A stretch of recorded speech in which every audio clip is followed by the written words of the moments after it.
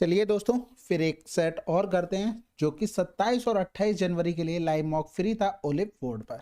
ठीक है, as usual आपको टोटल मार्क्स लिखने हैं आपके इस मॉक में कितने रहे, और सेकंड थिंग मैथ में आपके कितने मार्क्स आए हैं उसको भी मेंशन करना है। चलो फिर स्टार्ट करते हैं बिना देरी किए हुए।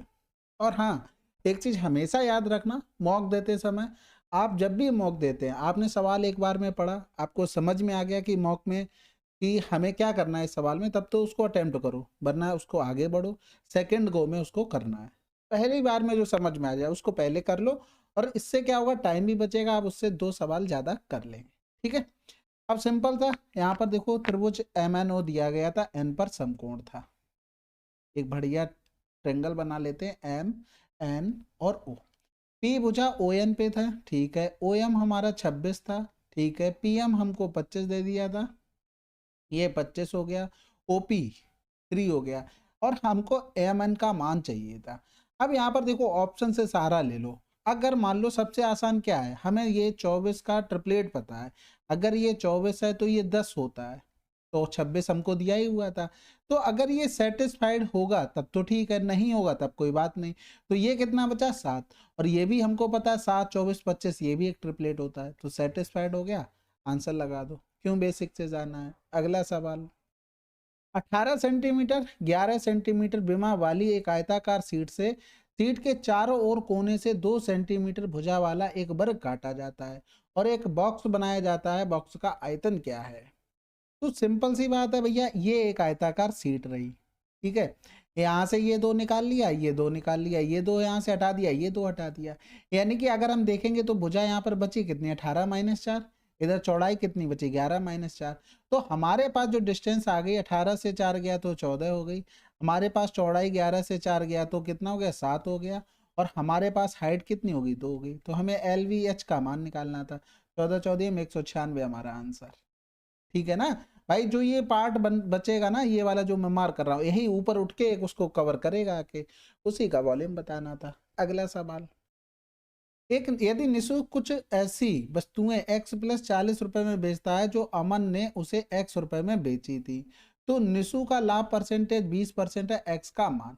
अब यहाँ पर देखो x+40 में बेचता है, लेकिन निशु ने खरीदी कितनी थी, x में। सब कुछ काम किसके लिए हो रहा है, निशु के लिए होता है। ये कॉस्ट प्राइस है, ये सेलिंग प्राइस है, x प्लस का 40, तो प्रॉफिट कितने का ले रहा है, 40 का, यानी कि यही प्रॉफिट 20% के बराबर है ना। तो 20% बराबर 40 है, तो 100% बराबर कितना हो जाएगा, 200 हो जाएगा, यानी कि निशु ने कितने में खरीदा था, 200 रुपए में। अगला सवाल, अब इसको देखो भाई, इसमें क्या ही कर सकते थे, बिल्कुल सिंपल है ये तो।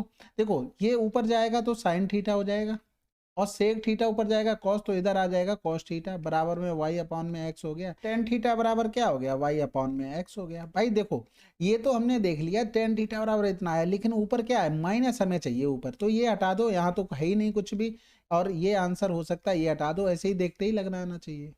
जैसे ही टेन थीटा निकाला, और कुछ आता तो चलो ठीक है मान लेते, लेकिन यहाँ पर मान रखोगे तो वाई अपॉन में एक्स माइनस का एक्स अपॉन में वाई हो गया, यानी कि Y square minus X square upon में एक्स वाई हो गया। बस सिंपल था, ऑब्जर्वेशन करते आंसर। अगला सवाल, रोहित और अन्नू का विवाह 25 वर्ष पूर्व हुआ था और रोहित अन्नू से 6 वर्ष बड़ा है। विवाह के समय अन्नू की आयु रोहित की आयु की 9/11 थी।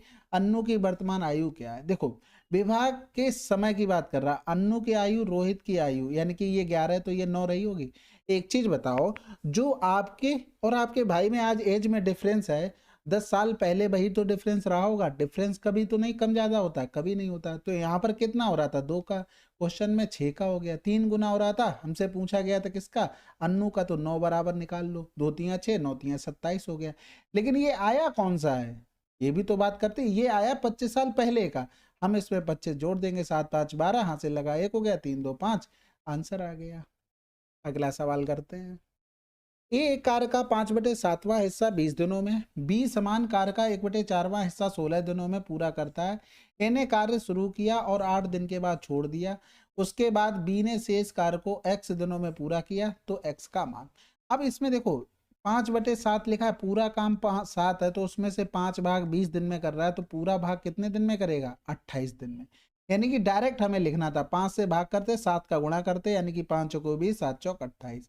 अब बी में यही करेंगे, 1 से भाग किया तो 16 बचा, 16 चौकू 64, एलसीएम लेंगे, यहाँ तो 4 आ गया लेकिन यहाँ पर अभी 7 बचा है, यहाँ पर 16 बचा है, 16 7 में कुछ तो कॉमन नहीं है, यानी कि 7 गुणे में 16 हो गया, तो इसकी इफिशियंसी 16 आ गई, इसकी इफिशियंसी 7। अब यहाँ पर 7 चौक 28 हो गया, 16 अट्ठे 128 और हासिल लगा 12, 16 दूनी 32 और 2 34, 448, ये आ गया क्या, टोटल वर्क आ गया निकल के।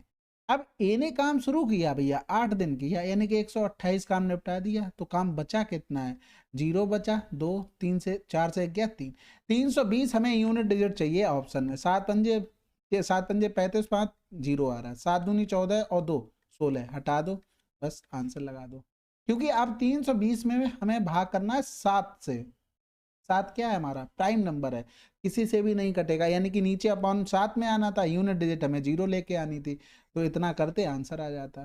तो यहाँ पर कर लेते हैं, 7 चौक 28, 4 बचा, 7 पन्ना 35, 5 बटे में 7, आंसर।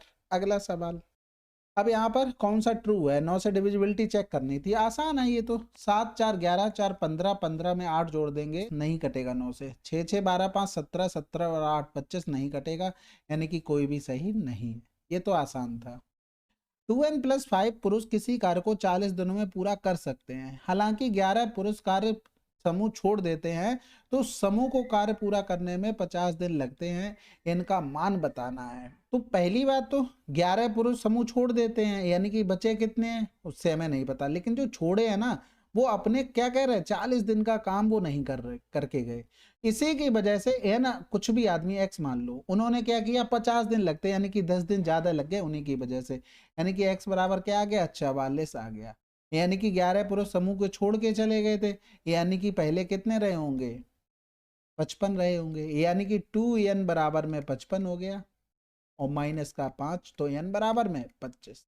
ठीक है, अगर आप ऐसा सोच पा रहे तब ठीक है, नहीं सोच पा रहे तो जरूरी नहीं, हमारा बेसिक है ना भाई, टोटल अगर काम देखेंगे तो 2n+5 ये 40 दिनों में हो रहा था, 11 नहीं आ रहे, यानी कि 2n+5 माइनस का 11 हो गया, कि जितने लोग बचे उन्होंने 50 दिन में किया है, क्या दिक्कत है इसमें, कोई मना थोड़ी ना कर देगा, कैलकुलेशन उतनी करनी पड़ी, दिमाग और एक्स्ट्रा लगा दिया इसमें, हम इससे जाते तो हमें दिमाग भी कम यूज करना पड़ेगा, तो ये चीज ध्यान रखो, इससे नहीं मतलब पड़ता कि आप एक्स से कर रहे हैं कि बाई से कर रहे हैं, आंसर जिससे जल्दी आ रहा, दिमाग पे प्रेशर जिससे कम पड़ रहा, हम उससे कर रहे, बात खत्म। ठीक है, तो यहाँ पर हो जाएगा इधर 2n, ये 30 इधर 50 आ जाएगा, यहाँ पर भी 25 आ गया।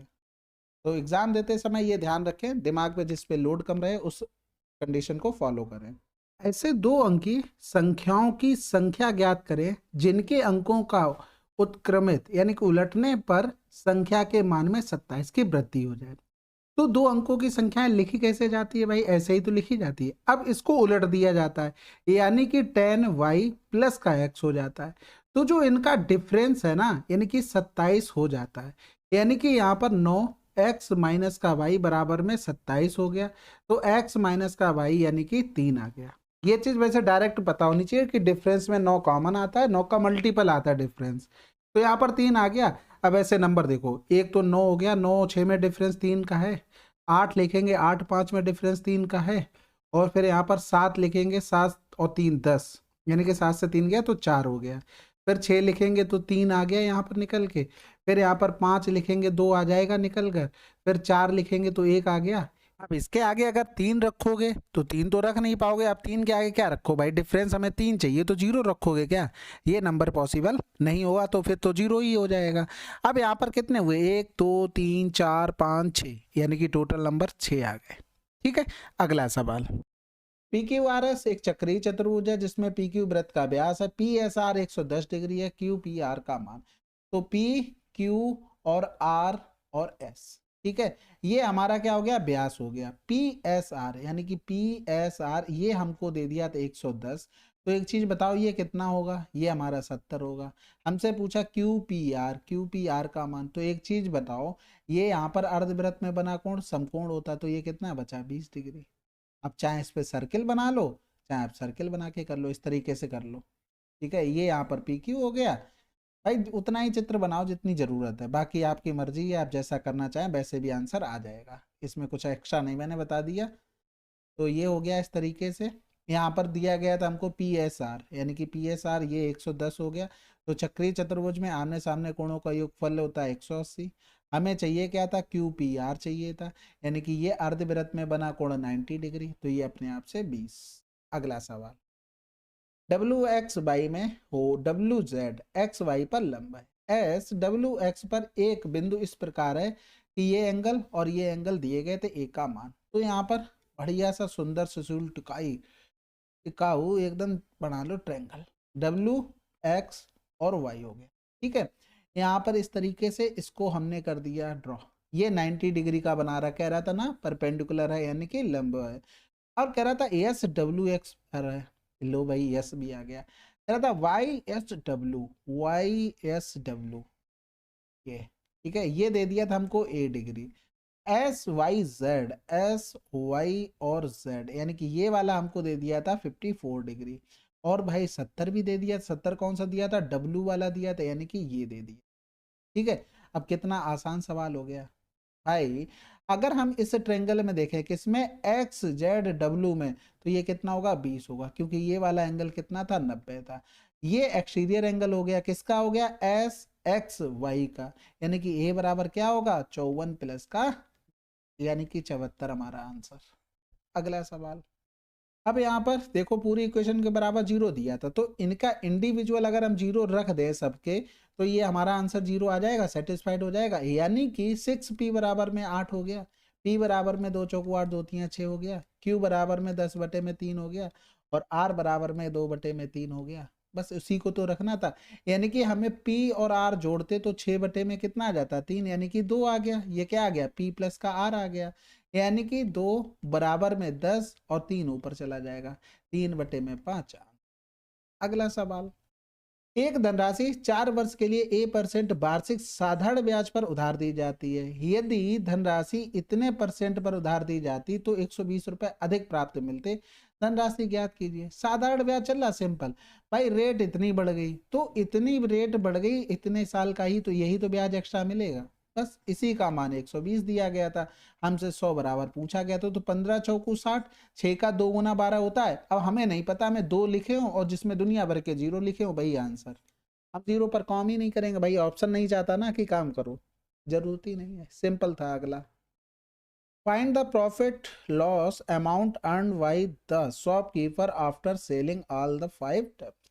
तो देखो यहाँ पर कॉस्ट प्राइस है, सेलिंग प्राइस है, यानी कि यहाँ पर ये ज्यादा है तो ये प्लस का 5 हो गया, यहाँ पर भी ज्यादा है तो ये प्लस का 10 हो गया, यहाँ पर ये कम है यानी कि माइनस का 5 हो गया, यहाँ पर क्या हुआ, ये सेलिंग प्राइस ज्यादा है तो प्लस का 5 हो गया, यहाँ पर कम है तो ये माइनस का 20 हो गया, यानी कि ये 5 हो गया, ये इससे कैंसिल आउट हो गया, 10 और 5 15, यानी कि यहाँ पर क्या हुआ, 5 रुपए का लॉस हुआ है। बस। अगला सवाल, if a triangle K L M is right angle at L, ठीक है, बहुत बढ़िया बात है। और हमसे ये पूछा गया, देखो इसमें कुछ भी नहीं करना था, 45 का मान 1 हो गया, इनटू में 2, आंसर आ गया। भाई देखो, उसने एल बोल दिया कि 90 डिग्री है, एल 90 डिग्री है, तो त्रिभुज के तीनों कोणों का योगफल 180, ये 90 हो गया, तो इन दोनों का सम क्या होगा, 90 होगा, तभी तो 180 आएगा। तो यहाँ पर हमें 10 90/2 करना था, कोसेक स्क्वायर 90/2 करना था, तो ये भी 45 हो गया, ये भी 45 हो गया, बस इसको डायरेक्ट कर लिया। अगला सवाल, अब इसको देखो भाई, ये भी आसान था, ए बी डी, यानी कि ए बी डी इसका मान हमें 65 दिया था, ए ओ सी इसका मान x दिया था, डी ओ सी इसका मान 2xy में 3 दिया था।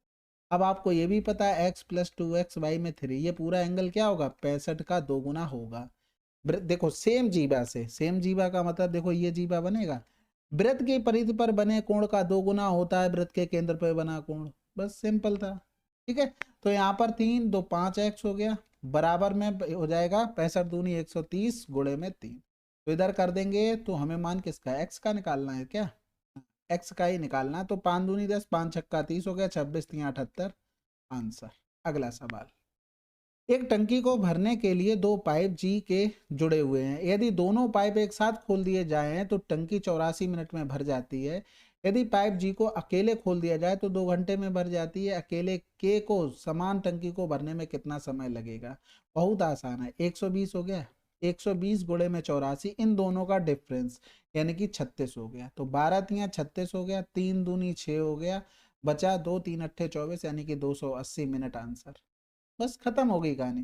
भाई आप हमेशा याद रखो, ए प्लस बी कोई काम कर रहा है एक्स दिन में, ठीक है, बी कोई काम कर रहा है वाई दिन में। तो अगर पूछा जाए कि ए कितने दिनों में करेगा, तो एक्स इंटू में वाई अपॉन में एक्स माइनस का वाई, ठीक है, जो बड़ा होगा बड़े से छोटा घटा देंगे, डायरेक्ट आंसर आना है। अब चाहे आप एलसीएम लेके एफिशिएंसी निकाल के करते रहो, चाहे आप डायरेक्ट सोच लो। अगला सवाल, कार्य से कार्यालय जाने वाली महिला और पुरुष की संख्या का अनुपात इतना है, तथा मेट्रो से कार्यालय जाने वाली महिला और पुरुष की संख्या का अनुपात इतना है। कार से ऑफिस जाने वाली महिलाओं की संख्या और मेट्रो से ऑफिस जाने वाली महिलाओं की संख्या के बीच अंतर बताना है। तो सबसे पहली बात तो टोटल हमको 600 दिया गया था, परसेंटेज की बात थी, तो दोनों कंडीशन में ये तो आना ही आना है। ये तो दोनों कंडीशन में ये हमने ले लिया कॉमन, ठीक है। अब कार वाले पकड़ते हैं 11%, 11% थे, ठीक है। यहाँ पर देखो टोटल 6, यानी कि 6 तो हो गए महिलाओं का, फर्स्ट वाला यानी कि महिलाओं की संख्या आ गई। अब हमें इसमें से डिफरेंस करना था किसका, दूसरे में काय से जा रही, मेट्रो, मेट्रो भैया कहाँ, ये 10% है, लेकिन यहाँ पर टोटल 5, ये 5 का मान, महिलाओं का मान 2 हो गया। बस इतना कैलकुलेशन करना था। तो यहाँ पर कर देंगे 5 दूनी 10 हो गया, तो ये 0 से 0 हो गया, इधर 6 करेंगे तो 11, माइनस में 2 दूनी 4, 4 छंग 24 बटे में 6 आ जाएगा। ये इससे कैंसिल आउट, 4 से 1 गया तो 3, 2 से 1 गया 1, आंसर आ गया 13। अगला सवाल, 2 अंकों की ऐसी कितनी संख्याएं हैं जिन्हें 8 से विभाजित करने पर शेषफल 5 आता है। सबसे पहली संख्या देखो, 8 एकम 8 होता है, यानी कि अगर हम 13 ले लें 2 अंकों की पहली संख्या, तो इसको डिवाइड करोगे 5 शेषफल बचेगा, बिल्कुल बचेगा। अब सबसे लास्ट में चले जाते हैं, 8 गुणे में 12 किया, 12 अट्ठे 96, इसमें 5 जोड़ोगे तो 101 होगी 3 अंकों की, ये तो नहीं हो सकता। यानी कि अब क्या करें, 8 गुणे में 11, 11 अट्ठे 88 हो गई, 88 प्लस का 5 करेंगे तो 93, ये पॉसिबल है। यानी कि हमारी संख्या एक्चुअल में तो 93 तक जाएगी, लेकिन रियल में अगर हम नंबर निकालने हो तो हम इस तरीके से लिख सकते हैं, हम इन्हीं के बीच में देख लेते कितने नंबर हैं, या तो 13 से 93 के बीच देख लो, लेकिन आप भाग किससे करोगे, डिफरेंस क्लियरिटी तो होनी चाहिए, या तो आप 8 88 देख लो, यानी कि 88 माइनस का 8, सब में डिफरेंस बराबर रहा होगा, प्लस का 1 हो गया, यानी कि 80 बटे में 8 प्लस का 1 हो गया, यानी कि आंसर आ गया हमारे पास 11। ठीक है। अगला सवाल, अरुण की मासिक आय 57,000 रुपए है और उसका मासिक खर्च इतना है। यदि मासिक आय 40% बढ़ जाती है, जबकि मासिक व्यय 9% बढ़ जाता है, तो उसकी मासिक बचत कितनी है।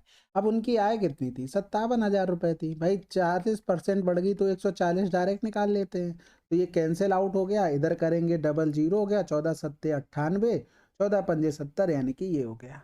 अब जो एक्सपेंडिचर था वो 32,000 था। अब यहाँ पर करेंगे देखो 109%, यानी कि 9% बढ़ाओगे तो वो ज़्यादा हो जाएगा, लेकिन जोड़ नहीं पाओगे या मल्टीप्लाई नहीं कर पाओगे, इसलिए क्या करते हैं 9% निकाल कर हम जोड़ लेते हैं, यानी कि 0 हो गया, 9 दूनी 18 हो गया, 9 तियाँ 27, 1 28, इसको हम जोड़ लेंगे किसमें, 32,000 में, यानी कि 0 हो गया, 8 हो गया, 8 हो गया, 4 हो गया, 3 हो गया, इन दोनों का डिफरेंस 0 हो गया, 10 से 8 गया 2 हो गया, और यहाँ पर 7 बचा, 17 से 8 गया तो 9 बच गया, इधर 8 से 4 गया तो 4 हो गया, 7 से 3 गया तो 4, हमारा आंसर आ गया।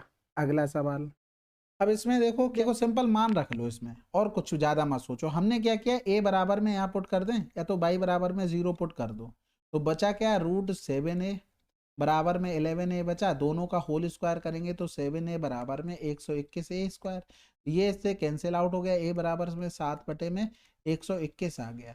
यहाँ पर हमें निकालना क्या बचा, अंडर रूट में 7a, यानी कि अंडर रूट करेंगे 7 गुणे में 7 बटे में 121, तो यानी कि हमारे पास क्या आ जाएगा, 7 बटे में, ठीक कर रहा हूँ ना, हाँ ठीक है, 7 बटे में 11 आ जाएगा आंसर में। अब यहाँ पर देखो ए बराबर में कहीं भी पुट करके देख लो, या तो 7 बटे 11 यहाँ पर आ रहा है, आंसर लगा दो, या तो आप पुट कर लो कहीं पर भी, 9 तो हमें कहीं से मिलना नहीं, ये तो हटाए दो, 44 भी हटा दो, पहला ऑप्शन चेक कर लो, 3 बटे में 11 गुणे में 7, ऊपर चला गया 121, तो 11 11 में 121 हो गया, यानी कि यहाँ पर 33 बटे में 7 आया, लेकिन हमें 7 बटे 11 चाहिए था, ये भी कैंसिल, आंसर लगा दो। अगला सवाल, साइन थीटा बराबर इतना है, देखो कितना आसान है, टेन थीटा बराबर दिया गया था हमको √3, देखते ही आपको समझ में आना चाहिए था ये 60 डिग्री का मान है, तो यहाँ पर 3 बटे में 4 हो गया, प्लस में सेक 60 1 बटे मतलब 2, यानी कि 4, और साइन √3/2, इंटू में ये 2 हो जाएगा, प्लस में ये उल्टा हो जाएगा 2/√3, ठीक है। इसको सॉल्व करना था। तो 2 दूनी तो 4 हो गया, ये कैंसिल आउट हो गया, यानी कि बचा क्या है 2√3 एलसीएम में। तो इधर हो गया 3√3 प्लस का 4 दूनी 8√3 प्लस में 3 और 3 दूनी 6 हो गया, प्लस में √3 था तो ये 4 हो गया, यानी कि 8 3 11√3 प्लस का 10 बटे में 2√3 हो गया। दोनों तरफ ऊपर नीचे √3 का गुणा कर दो, आंसर आ गया 33 प्लस का 10√3 बटे में 6। अगला सवाल, 600 मीटर की एक रेस ट्रैक पर एक एथलीट प्रारंभिक स्थिति से इतने मीटर प्रति सेकंड की चाल से दौड़ना शुरू करता है। यदि वह इतने अपराह्न बजे दौड़ना शुरू करता और 20 सेकंड के लिए रुकता तो वह किस समय अंतिम स्थिति पर पहुंचता। अब यहाँ पर सिंपल सा 600 मीटर जाने में उसे टाइम कितना लगा, ये जीरो बढ़ा दो, 25 दूनी 50 हो गया, 25 चौकू 100 हो जाएगा, यानी कि 240 सेकंड लगे, यानी कि 60 से भाग करेंगे तो यहाँ पर आ जाएगा कितना 4 मिनट लगे।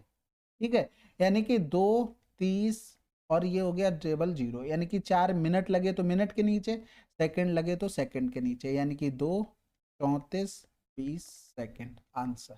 अगला सवाल, विकास एक वस्तु खरीदने के लिए एक दुकान पर गया और उसे वस्तु के अंकित मूल्य पर 8% की छूट मिली क्योंकि वह उस दिन भाग्यशाली ग्राहक था। अगले दिन वह समान वस्तु खरीदने के लिए दुकान पर गया, लेकिन अब उसे कर के रूप में अंकित मूल्य पर 8% अतिरिक्त धनराशि का भुगतान करना पड़ा। यदि दुकानदार ने वस्तु की कीमत 15% अधिक अंकित की है और उस वस्तु को खरीदने के लिए दोनों दिन विकास द्वारा भुगतान की गई धनराशि के बीच का अंतर इतना है, तो वस्तु का क्रय मूल्य क्या है। इस सवाल को देखो पहले गो में तो नहीं करना था, आप तसल्ली से सोचते बैठ के सेकंड गो में, तब आपका आंसर आ जाना था आराम से। इसको सवाल को 2 भाग में डिवाइड कर लो। एक में कह रहा था कॉस्ट प्राइस 100 से 115 कर दिया, यानी कि ये मार्क प्राइस, ये कॉस्ट प्राइस। ठीक है, दूसरी कंडीशन में अगर हम मार्क प्राइस हम 100 मान लें तो 8% की छूट दी गई तो 92 हो गया, और अगर 8% अतिरिक्त कर दे 108। या तो आप डायरेक्ट कर सकते थे 16% बराबर हमें 128.8 दिया है, ये तो सिर्फ समझाने के लिए है। तो 8 से 2 गया तो 6 हो गया, 10 से 9 गया तो 1, यही 16% हम डायरेक्ट ले सकते थे क्योंकि यहाँ पर छूट है, यहाँ पर अतिरिक्त है। तो 16% बराबर 128.8। तो ये 100% बराबर निकालेंगे तो 16 अट्ठे 128 होता है, यानी कि चलो ठीक है कर लेते, 16 अट्ठे 128 हो गया। अब भाग तो जाएगा नहीं, पॉइंट लगाएंगे 0, 16 पंजे 80 हो गया, ये आ गया पॉइंट से 1 से चला गया ना भाई, देखो ये 100 लिखा है, एक पॉइंट इधर चला गया, एक पॉइंट भाग करते समय आया तब 0 चला गया, यानी कि हमारे पास ये मार्क प्राइस आ गया। कहने का मतलब है अब फर्स्ट वाली लाइन में पहुंच जाओ, ये 115 बराबर में 805, हमें 100 बराबर निकालना था, यानी कि 805 बटे में 115 गुणे में 100, तो 23 पंजे 115 हो गया, 23 तियां 69 हो गया, 11 यानी कि 115, फिर 23 पंजे 115, तो 5 दूनी 10 हो गया, 35 दूनी 70, यानी कि हमारा 700 आंसर आ जाता। थोड़ा सा कैलकुलेटिव था, मतलब कैलकुलेटिव इन द सेंस थोड़ा सा लंबा था पढ़ने में, तो आपको थोड़ा सा टाइम देना पड़ा होगा। अगला सवाल करते हैं, यदि 24 और 60 का महत्तम समावर्त इतना है तो व्यक्त किया जा सकता है m का मान। बहुत आसान है भाई, देखो 12 दूनी 24, 12 पंजे 60, कॉमन क्या आ रहा है भाई 12 आ रहा है, बात खत्म, यही तो दिया गया था। 4 प्लस में 12 m हो गया, तो ये कैंसिल आउट हो गया, 4 तियां 12 इधर चला गया तो इधर 10 बचा, इधर 1 बचा, यानी कि m बराबर में -9 आंसर। अगला सवाल, चलिए फिर ये हमारे टोटल 25 सवाल थे, और आप लोगों को कैसा लगा, अगर सॉल्यूशन अच्छा लगा हो तो कमेंट बॉक्स में कुछ लिखिएगा, अपना सजेशन दीजिएगा, कुछ अगर सजेशन देना हो। बाकी आप अपने स्कोर मेंशन कर सकते हैं, और पेपर देते समय या मॉक देते समय जो भी सिली मिस्टेक हो रही है उनको कॉपी में नोट करते जाना है। नेक्स्ट मॉक जब दोगे तो आप वो दिमाग में रखेंगे कि ऐसा ना हो कि हम सेम गलती बार बार कर रहे हों। इससे क्या होगा, आप अपने आप में इम्प्रूव जरूर से जरूर पाएंगे। ठीक है, और दूसरी ये होता है कि अगर आप सवाल पढ़ रहे हैं, एक बार में समझ में आ गया कि क्या करना है उसमें, तब तो उसको करो, नहीं समझ में आता तो आगे बढ़ो। बाकी सवाल करने के बाद फिर उसे सेकंड गो में आपको करना है। तो ये चीज़ें छोटी छोटी होती हैं, मॉक देते समय ध्यान रखना चाहिए। चलिए फिर मिलते हैं अगले वीडियो में, तब तक के लिए जय हिंद जय भारत।